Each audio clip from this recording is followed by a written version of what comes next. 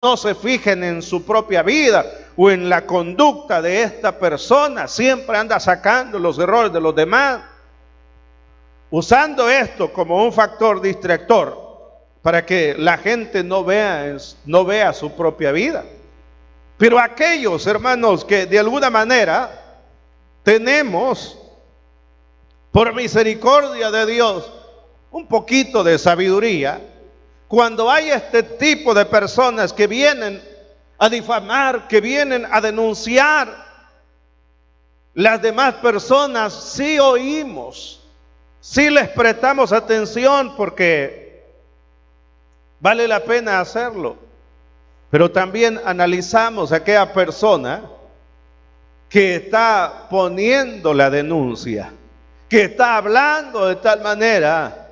Y podemos, hermanos, hacerle preguntas, en cualquier caso, preguntas como, ¿usted ya habló con él al respecto? ¿Ya oró por él? ¿O ya se dio cuenta si en realidad lo que está diciendo es verdad? Y no en todos los casos, pero en la mayoría de ellos, este tipo de cosas se levanta en las congregaciones y dicen, no, es que fulana me dijo, no, es que el fulano me dijo. Y cuando se va, hermanos, y se habla con ese supuesto fulano, el otro dice que el otro le dijo. Y así es una cadena interminable y al final viene a ser un chisme, un chambre. Entonces, ¿y qué es lo que provoca eso, hermanos? Contaminación. No estoy diciendo que no hayan casos reales que se dan en las congregaciones. Es normal hasta cierto punto que se den problemas difíciles en la iglesia, pero nosotros como iglesia del Señor no estamos para juzgar en el caso de emitir juicios sobre aquella persona y decir que esta persona ya no tiene oportunidad. Sí estamos para mediar la situación, porque la palabra dice que los que son espirituales deben de juzgar este tipo de cosas con espiritualidad. Deben de hacerlo con sabiduría, considerándose a ellos mismos.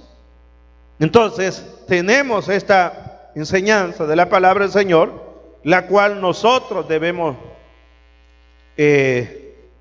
tomar. Ahora, ¿podrá hacer daño con esto? ¿O él mismo está tratando de pasar desapercibido ante los demás? Y es probable que este tipo de personas que se encargan de andar poniendo la mirada en los demás pasen desapercibidos ante las personas por un poco tiempo, pero viene el momento en que su situación será descubierta y tendrá alguien de alguna manera que aplicarle la misma medida, que aplicarle la misma situación, porque el problema va a ser cuando aquella situación se conozca. La Biblia dice en Lucas 8:17, porque no hay nada oculto que no haya de ser manifiesto, ni escondido que no haya de ser conocido y de salir a la luz. Entonces, todo lo que nosotros hacemos en algún momento saldrá a la luz. Y las situaciones que como pueblo en general, como cristianos en general, no hay nadie,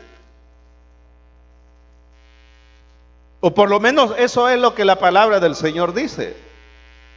No hay nadie que no haya pecado, que no haya fallado delante del Señor. Entonces, nosotros tenemos que considerar esta situación. Cuando aquel que se encarga de juzgar vengan y le descubran a él alguna situación, ¿qué pasará con el juzgador? Cuando aquella situación se le dé vuelta, ya no es él el que está acusando, ya no es él el que está diciendo acerca de la persona, sino que ahora hay otras personas, hay otros juzgadores que están encima de él. ¿Será que va a ser considerado? Es una pregunta. No. Y solo seremos considerados si nosotros también consideramos a aquellos a los cuales tenemos la oportunidad de tratar en cierto momento. No hay que denunciar o que anunciar el error, el pecado de los demás cuando lo sabemos. Como cristianos tenemos la responsabilidad de ir directamente con él, hablar personalmente y preguntarle acerca de aquella situación. Y esta es una manera más fácil de arreglar cualquier mala conducta que alguien esté teniendo. Pero no está en nosotros, hermanos, difamar aquella situación. Se puede hacer, pero cuando las personas han sido, según la Biblia, han sido enfrentadas en aquella situación, está probada la situación y no quieren dejar de hacer lo que están haciendo. Se llaman 2 o 3 testigos y se vuelve a reconvenir la persona, y de persistir la persona en una mala conducta, solamente entonces, y tienen que ser los líderes de la iglesia que deben manifestar de manera pública la conducta de aquella persona, y esto por el beneficio de la obra del Señor. Porque debemos nosotros de recordar que la Escritura también nos dice, el Señor nos dice que un poco de levadura tiene esa capacidad de leudar o de contaminar, en este caso toda la masa, en este caso de contaminar a buena parte de la iglesia cuando este tipo de cosas no son tratadas de manera adecuada. Entonces, cuando el que es juzgador cae en una situación o es descubierto en una situación, será juzgado y no será considerado. Lo van a medir con la misma medida y aún con un poquito más para que aprenda la lección. Hay personas, hermanos, que algunas veces vienen de pecar. Vienen de pecar. Se reconcilian con el Señor. Empieza ese proceso de restauración personal, espiritual en la persona, que debe de ser ese proceso de humillación, que la persona, hermano, es sometida no ante las personas, sino ante Dios. Pero algunas veces vienen las personas de cometer pecados horrendos y vienen al Señor. Qué bueno que vengan al Señor, pero cuando vienen, nomás llegan y como que si nada ha pasado, empiezan a sacarle los errores a los demás. Yo creo que la mejor manera de conducirnos en una situación de esta es vivir en humillación. Es vivir, hermanos, delante del Señor, delante del pueblo, considerando nuestra mala conducta que hemos tenido delante de nuestro Dios. Y dejemos ya de juzgar a los demás en este término, porque no nos ha llamado Dios para juzgar, sino para predicar, enseñar su amor, su misericordia, enseñarle a la gente que por causa del pecado se ha apartado. Todos nos hemos apartado delante de Dios, pero por la pura misericordia de Dios, por la muerte de nuestro Señor Jesucristo en la cruz del Calvario, esa salvación vino a nosotros porque nos amó, hermanos, a nosotros sin esperar nada a cambio. Eso es lo que la gente tiene que saber. La gente tiene que saber que el tiempo se está acortando, que las posibilidades existen, pero cada día menos, y que la gente debe de aprovechar el tiempo en estos días malos que estamos viviendo. La Biblia dice en Romanos 8:33, ¿quién acusará a los escogidos de Dios? ¿Quién acusará a los escogidos de Dios? Y hay una respuesta ahí, dice, Dios es el que justifica. ¿Sabe lo que significa aquí? Dios es el que justifica. Significa que si la persona se arrepiente, algo que muchas veces nosotros no lo sabemos, porque hay personas que hacen, hermanos, no sé cómo llamarle, el show de venir delante de la plataforma, del altar, para reconciliarse, pero su reconcilio no es genuino. Dios lo sabe, y no es genuino, ¿en qué sentido? En que se reconcilia y vuelve a caer en la misma situación.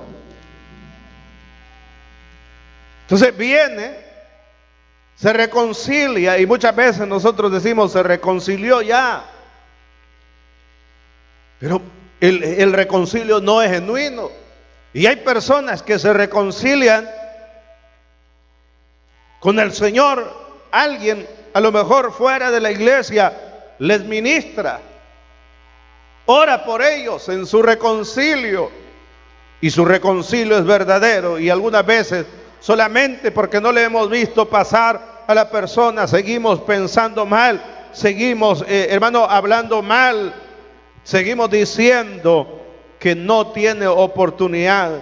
Al que se arrepiente, hermanos, Dios le justifica. ¿Y qué significa la palabra justificación? Significa que le libra de culpa, le libra de juicio, le libra de condenación. Hay personas que han estado en la iglesia, se han salido de la iglesia, han abandonado al Señor, han sido sometidos a una dificultad, un accidente, una enfermedad terminal, y de repente estas personas estaban bien, pero solo es cuestión de meses y están mal y muriendo ahora. Y cuando esta persona muere sin volver a la congregación, sin volver al templo, muchos hermanos dicen, lástima que se murió sin esperanza. ¿Y qué sabe usted si esa persona se reconcilió? ¿Qué sabe usted si alguien llegó y le presentó el plan de salvación, le invitó a volver al camino del Señor y volvió? Entonces tenemos nosotros que tener mucho cuidado. Algunas veces en las congregaciones también sucede que hay personas que hasta sirviendo estaban, de repente mueren, y nosotros decimos que se fue con el Señor. ¿Quién sabe cómo estaba realmente aquella situación? Porque, hermanos, la relación es íntima, es personal. Solamente Dios y nosotros mismos conocemos esa relación que tenemos con Dios. Esta mañana alguien puede estar aquí pasando como que es cristiano, pero realmente no lo es, y lo sabe. Entonces, ¿qué es lo que realmente conviene? Hermano, es mejor que venga, tome esa decisión de venir al Señor de manera genuina y pídale la fuerza al Señor para que le dé, hermanos, la oportunidad de seguir hasta el último día de nuestras vidas, o hasta el día en que el Señor venga y arrebate a su iglesia, porque el Señor viene pronto, hermanos. ¿Cuántos creen que el Señor viene pronto? Y Él viene a levantar una iglesia sin manchas y sin arrugas, una iglesia que esté preparada para volar a su presencia. El problema se da algunas veces que queremos corregir la vida de los demás. Pero aquí el Señor nos manda, no nos dice que no participemos en la corrección de la vida de alguien. No, nos dice que hay que corregir nuestra vida primero. Porque Él dice, esto es ilógico. Esto no es así. Porque ¿cómo es posible que alguien que tiene una vida peor va a corregir la vida del otro? Entonces por eso el Señor dice, hipócrita, saca primero la viga de tu propio ojo para que después puedas ver la paja o la pequeña basura que está en el ojo de tu hermano. Y hace esta comparación el Señor refiriéndose, hermanos, al desorden que ya sea uno u otro podamos tener delante del Señor. Entonces no estamos nosotros para corregir la vida de los demás primero, sino primero la de nosotros. Y cuando ya nosotros estemos bien, ayudemos a todo aquel que podamos. Romanos 14:4 dice, ¿tú quién eres que juzgas al criado ajeno? Para su propio Señor está en pie o cae, pero estará firme, porque poderoso es el Señor para hacerle estar firme. ¿De quién depende la firmeza? ¿De mí depende la firmeza de los demás? ¿De mi corrección depende de la firmeza de los demás? No, esa firmeza depende de nuestro Señor Jesucristo. Él nos da esa bendición a nosotros. Y yo quiero decir esto, hermanos, que en la vida cristiana muchos han empezado bien. Y en el momento de terminar la carrera han terminado mal. Y muchos también han empezado mal. Personas que llegaron a la iglesia, al templo, y nadie les daba crédito. Nadie les daba credibilidad. Nadie pensaba que podía ser una persona a quien Dios iba a usar. Al contrario, la gente decía, con burla, con tono sarcástico, decían, estos nunca los va a usar el Señor en esa condición. Pero pasó el tiempo, la gracia del Señor fue abundante sobre esas personas, empezaron a servir gradual, de a poco al Señor, y terminaron siendo sus vidas siervos y siervas del Señor. Entonces, ¿de quién depende, hermano? Depende de mi propio esfuerzo. Yo estoy así porque oro. Yo estoy así porque diezmo, porque ofrendo. Yo estoy así porque me esfuerzo. No, si se esfuerza y hace lo que hace es por la pura misericordia del Señor. Entonces tenemos nosotros que considerar que la fuerza viene de parte del Señor y que no estamos en una condición buena por nuestro propio esfuerzo, sino por la pura gracia del Señor.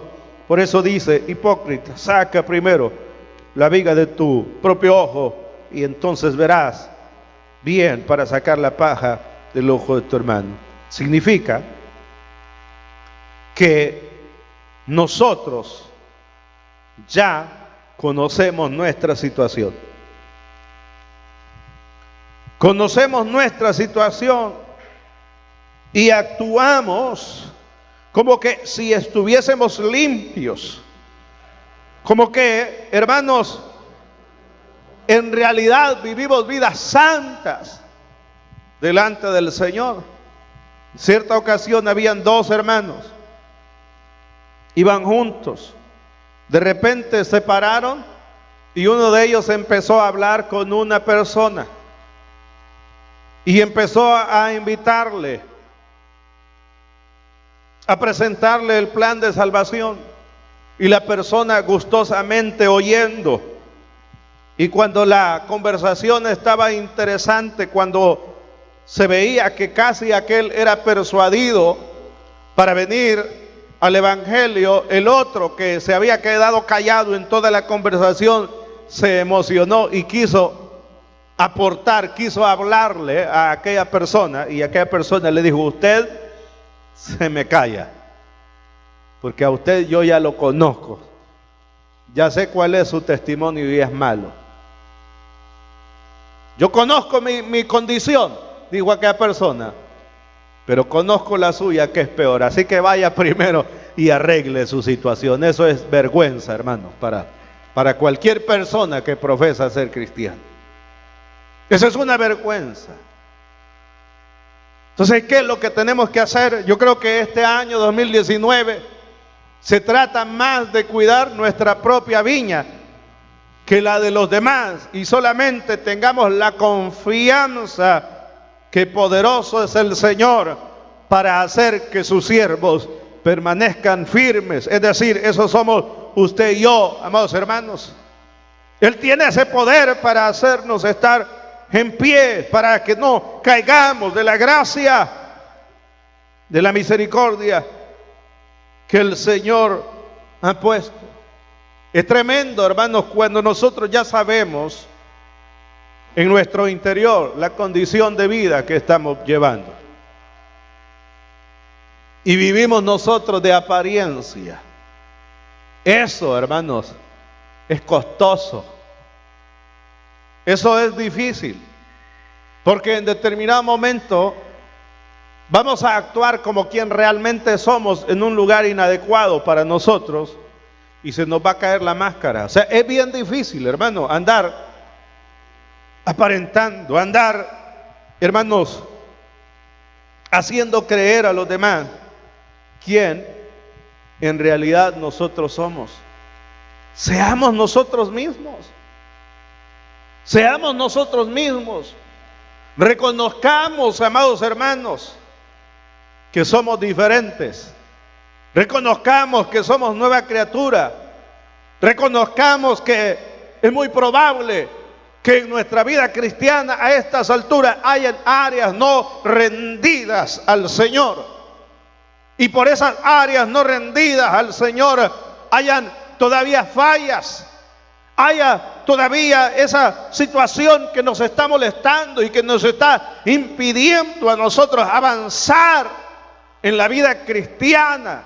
Pero no hagamos como que si estamos ya arreglados en todas las áreas, cuando todavía hay problemas en nuestra vida, problemas no resueltos, porque eso nos permitirá, hermanos, en lugar de avanzar, un retroceso, porque se descubrirá siempre nuestra conducta, se descubrirá siempre nuestra situación, y puede ser que ante los demás no seamos descubiertos, pero ¿de qué sirve eso cuando hay un Dios que lo sabe todo, hermanos, y está viendo nuestro caminar diario?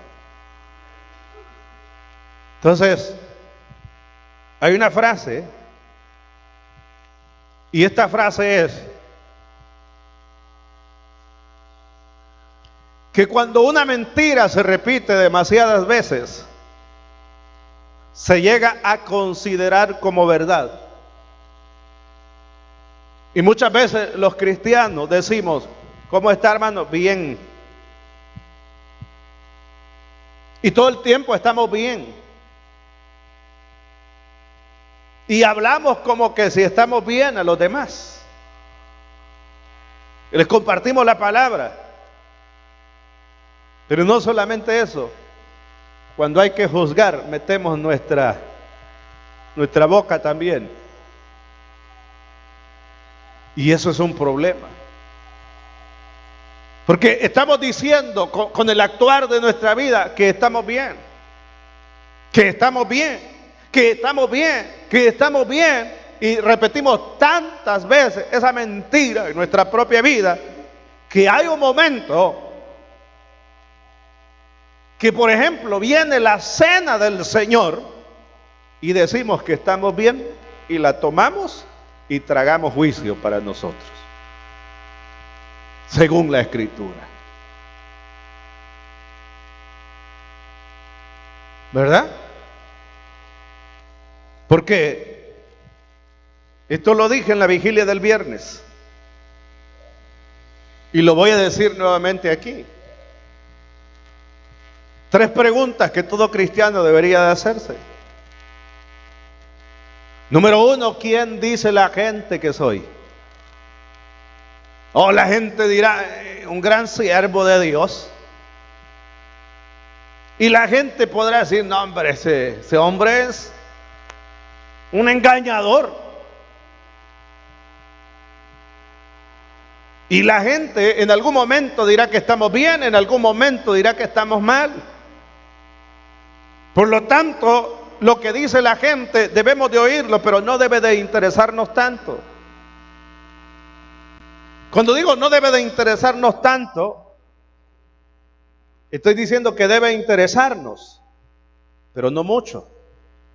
Entonces, otra pregunta: ¿quién creo que soy yo? Y nosotros, hermanos, cuando nos hacemos esa pregunta, cuando alguien nos hace esa pregunta, somos una Miss Universo.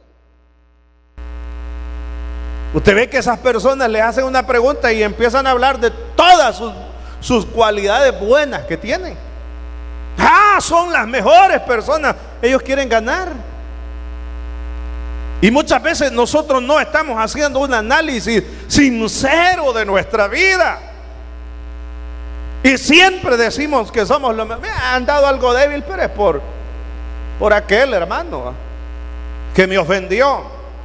He andado débil por la mujer mía, hombre. He andado yo débil por el esposo, dice la señora. Entonces,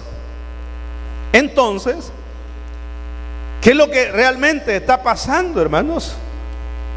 Que nosotros no somos sinceros. Y yo estuviera mejor porque yo soy bueno, porque yo sé las cualidades que tengo, porque mis características son estas, y siempre hablamos en bien de nosotros.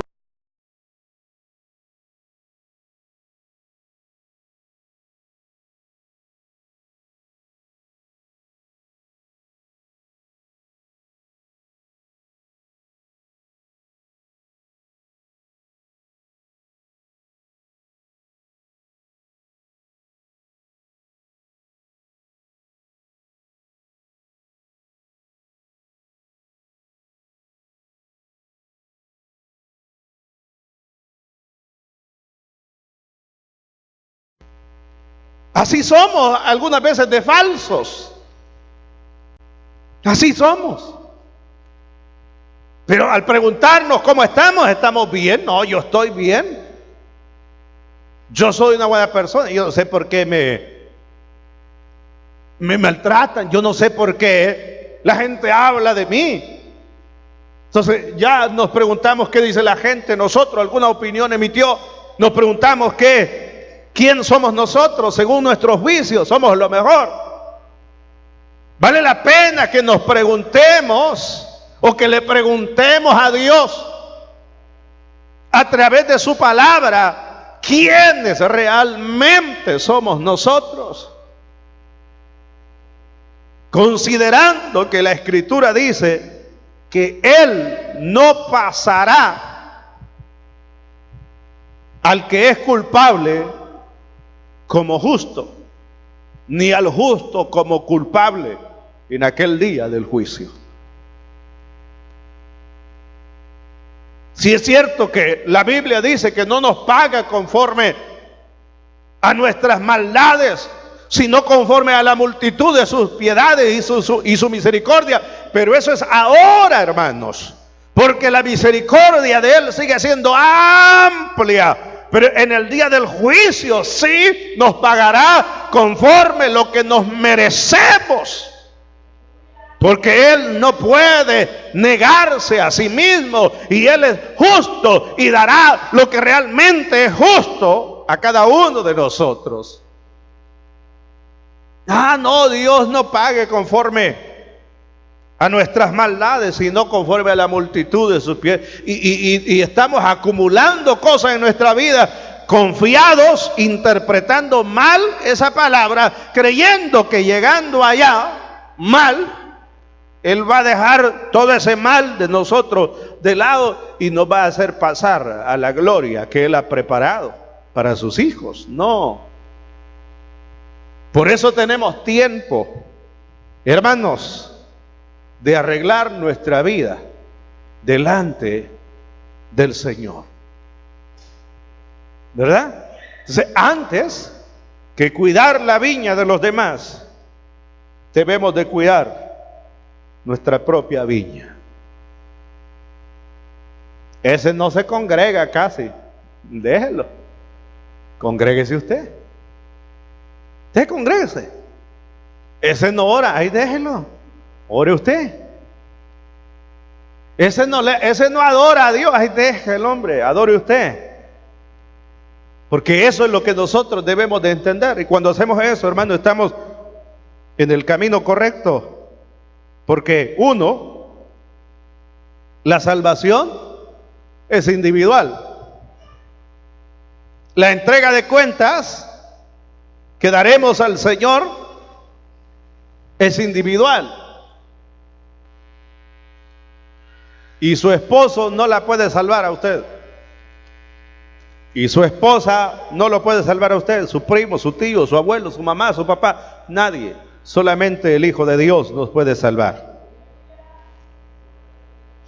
Además, juzgar no es nuestro trabajo.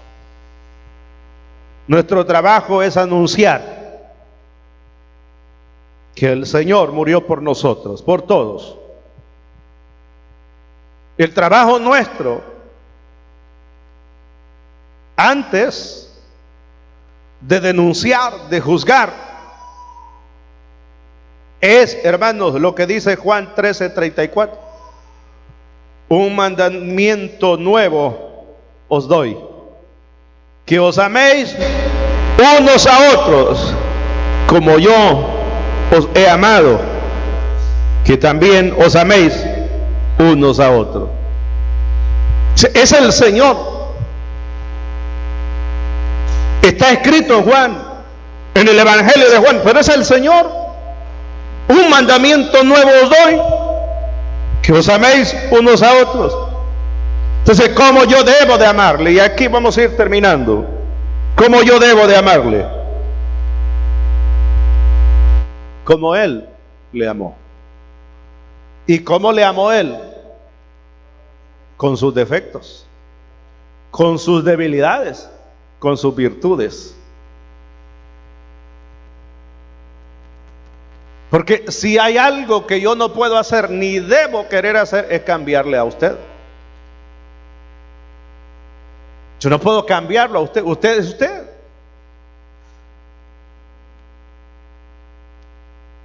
No, que si cambia yo le amo, dice la esposa. Si cambia.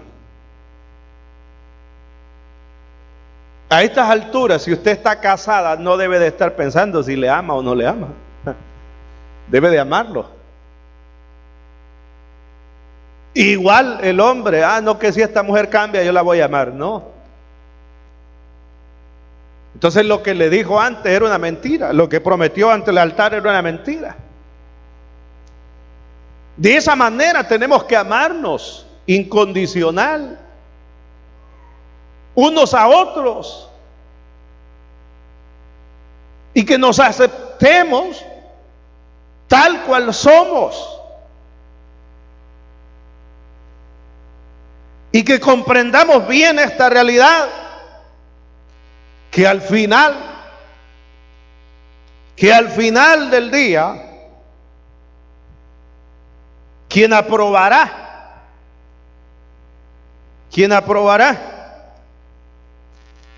la entrada? Será el Señor. No todo el que me dice Señor, Señor, entrará en el reino de los cielos, sino el que hace la voluntad de mi Padre que está en los cielos. El que hace la voluntad de mi Padre que está en los cielos. Muchos me dirán en aquel día, Señor, Señor, no profetizamos en tu nombre, y en tu nombre echamos fuera demonios, y en tu nombre hicimos muchos milagros. Entonces les declararé: nunca os conocí, apartados de mí, hacedores de maldad. El tener un privilegio, el tener un puesto en la iglesia no es garantía de salvación. El hacer milagros, el hacer muchas cosas buenas de tal manera que aún los más malos nos aprueben las cosas buenas, no es garantía de salvación. ¿Cuál es la garantía de salvación? Es la comunión. Es la comunión íntima que tengamos con el Señor. El que hace la voluntad de mi Padre, el que tiene como hijo esa bendición de agradar al Padre, de agradar a nuestro Dios. Los que somos padres, cuando nuestros hijos hacen algo indebido, no estamos agradados, no estamos contentos. Mas cuando nuestros hijos hacen lo bueno, estamos contentos. Así es también Dios con nosotros. Y aquellos que tengan esa bendición en su vida de agradar al Padre, Él estará contento y la bendición de Dios fluirá para vida eterna. Pablo el apóstol, digo, en el Nuevo Testamento, después de Jesús, Pablo, un hombre que resucitó muertos, fue mordido por una serpiente. Todos esperaban que iba a caer muerto. No le hizo nada. Se cumplió la palabra de Jesús. Los morderán las serpientes y no les hará daño. Beberán cosas mortíferas, no les dañará. Sobre los enfermos pondré las manos, sanarán. Entonces, ¿qué pasó? Pablo dijo: yo mismo no pretendo haberlo alcanzado todo, mas sin embargo una sola cosa hago: prosigo a la meta del supremo llamamiento. Yo, Pablo, todavía no he alcanzado, no me lo creo. Hay cosas que faltan que hacer, hay cosas que hay que arreglar. Y el Señor dijo en Mateo 24: bienaventurado el que haya haciendo así. Por eso, en esta hora, hermanos, hay una invitación para aquellos que quieren reconciliarse con el Señor hoy. Yo no sé su situación. Dios sí la sabe, usted también. Pero una cosa sí sé, que si alguien ahora está fuera de la voluntad de Dios, fuera del camino del Señor, las cosas no le están yendo nada bien.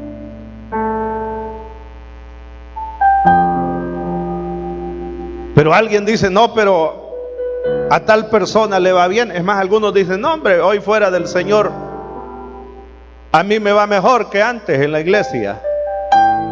Ese se llama bastardo del Señor. Mas sin embargo, aquel que no le va bien, de mal en peor, de una situación en otra, óigame, Dios tiene un plan maravilloso para usted. Él está llamando. Con esas situaciones difíciles, Él le está diciendo: ven a mí, ven a mí, porque aquí es donde perteneces. Dios bendiga, Margui. ¿Hay alguien más que quiera hoy venir al Señor? Oraremos por usted para que el Señor obre maravillosamente en su vida. Yo no sé su condición, yo no sé su situación, pero el Señor la sabe. Y no soy yo, sino Él es que abre sus brazos para que usted venga al Señor en esta mañana. Aquí hay más personas que necesitan reconciliarse con el Señor. Y yo creo que no le debe dar tanto larga al asunto. Este es el momento. Este es el momento de Dios para su vida. Porque Él es bueno. Porque Él murió por usted. Él murió por usted. Él murió por usted. Y vale la pena que consideremos ese sacrificio que Jesús hizo en la cruz por cada uno de nosotros. La pregunta es, ¿va a seguir así en esa situación? ¿O va a venir hoy al Señor? Él le está llamando. Él tiene sus brazos abiertos. Él quiere bendecirle. Él quiere sanarle su corazón. Este es el momento de Dios para usted. Amén. ¿Hay alguien más que quiere hoy venir a Jesús? El tiempo se está terminando. Vamos a cerrar este llamado. Solamente le digo una cosa: usted más que nadie sabe su condición delante de Dios. Usted más que nadie conoce su situación. Eso de que le digan hermano a uno y uno dentro de su corazón sabe que no lo es porque le ha fallado al Señor, eso es carga. Eso es duro. Mas sin embargo, el Señor dice en su palabra: y conoceréis la verdad, y la verdad os hará libre. Jesús es la verdad. Jesús es el camino, la verdad y la vida, y nadie viene al Padre sino por Él. Todavía hay tiempo para aquel que quiere venir a Jesús. Todavía hay tiempo. Vamos a pedirle a usted, iglesia amada, que se ponga de pie. Vamos a orar por los hermanos. Han pasado, que hoy se están reconciliando con el Señor. Porque a pesar de todo, Él es bueno. Los malos somos nosotros, los que no entendemos el plan y el propósito de Él para nuestra vida. Pero hoy, todos ustedes los que están acá al frente, repitan esta oración conmigo. Digan: Señor Jesús, me reconcilio contigo. Perdóname. Yo quiero ser diferente. Yo sé que moriste por mí. Yo sé que tú eres bueno. Hoy me arrepiento. Hoy me arrepiento de mis pecados. Dame la fuerza que necesito para seguir, porque solo no puedo. Solo no puedo. Ese es el problema de muchos que creen que pueden solos. Solos no pueden. No pueden. Yo no estaría aquí si estuviera solo. Es la gracia y la misericordia del Señor la que nos mantiene, la que les mantendrá a ustedes también. Padre, en el nombre de Jesús, bendigo la vida de mi hermano, Señor, en tu nombre. Que esas bendiciones tuyas, Señor, sean sobre su vida. Tú nos amas tanto a nosotros, Señor, sin esperar nada a cambio. Y más que aceptarte nosotros, a ti, tú nos aceptas a nosotros tal y cual somos. Solo que tú esperas, Señor, que nosotros cambiemos nuestra vida, nuestra conducta, para nuestro propio beneficio. En el nombre de Jesús, en el nombre de Jesús, bendigo la vida de mi hermano, Dios. Padre, tú eres grande. Tú eres maravilloso, Señor. Tu misericordia sigue extendida, Señor. Bendigo esta vida, Señor. Su familia, Señor, en el nombre de Jesús. Gracias te damos, Señor, por esta bendición, porque están ahora, Señor, regresando. Bendigo la vida de mi hermana en tu nombre, oh bendito Dios. Gracias sean dadas a ti, Señor, por su vida. Señor, tú le darás la fuerza para seguir. En los momentos de debilidad, tú le darás fuerza. Como siempre lo has hecho, Señor, pero ahora ella lo va a entender, que tú no le abandonas. Que tú no le abandonas, Señor. Algunas veces creemos que tú nos has abandonado, pero no es así, Señor. Es mentira del diablo. Tú estás ahí, tú siempre has estado ahí en los momentos de dificultad. Pero ahora, en el nombre de Jesús, fuerza, Señor, para esta vida. Fuerza, fuerza, Señor. Fuerza. Siempre habrán problemas, pero tú tendrás control de todo, Señor. En el nombre de Jesús. En el nombre de Jesús, bendecimos esta vida, Señor. Sea bendito tu nombre, Señor, porque para siempre es tu misericordia. Mientras hay vida, hay esperanza de vida eterna. Señor, gracias en el nombre de Jesús por la vida de mi hermano. Tú le darás la fuerza que necesita. También sanarás su cuerpo. Mi Dios amado, en el nombre poderoso de Jesús, gracias te damos por su vida. Gracias, Señor, por la vida de mi hermano, Señor, que viene hoy también reconociendo tu gracia, tu misericordia, que viene reconociendo, Señor, lo grande que tú eres, y también reconociendo sus debilidades y sus limitaciones, y por eso es que viene a ti, Señor. Y tu palabra dice que el que a ti viene no le echa fuera. Gracias, Señor, porque Él se está reconciliando contigo también, como los demás hermanos, y tú le darás la fuerza que necesita, Señor. Bendice su familia, su esposa, sus hijos, Dios amado. Prospérales en todo. Amado, yo deseo que seas prosperado en todas las cosas y que tengas salud, así como prospera tu alma.